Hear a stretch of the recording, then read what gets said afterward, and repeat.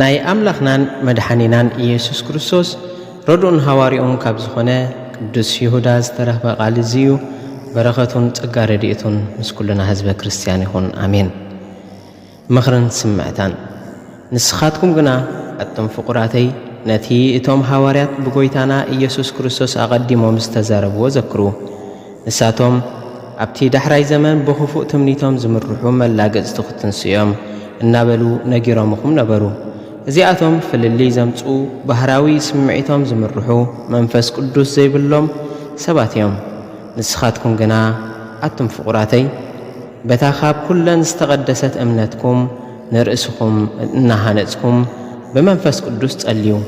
ነቲ ናይ ሕይወት ዘለዓለም ዘብጽሕ ምሕረት ጎይታና ኢየሱስ ክርስቶስ እናተጸበኹም ከኣ ንርእስኹም ብፍቕሪ ኣምላኽ ሓልውዋ።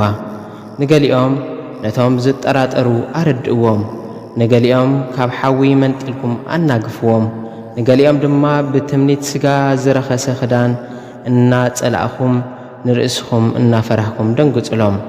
ነቲ ካብ ውድቀት ዘበለ ክሕልወኩም ሕጉሳትን ነውሪ ዘይብሎም ገይሩ ኣብ ቅድሚ ክብሩ ኸቕመኩም ዝከኣሎ ነቲ ናይ ጎይታና ኢየሱስ ክርስቶስ በይኑ መድኃኒና ዝኾነ ኣምላኽ ቅድሚ ኩሉ ዘመናትን ሕጅን ንዘለዓለም ዓለም ክብሪ፣ ግርማ፣ ሓይሊ፣ ስልጣን ይኹኑ።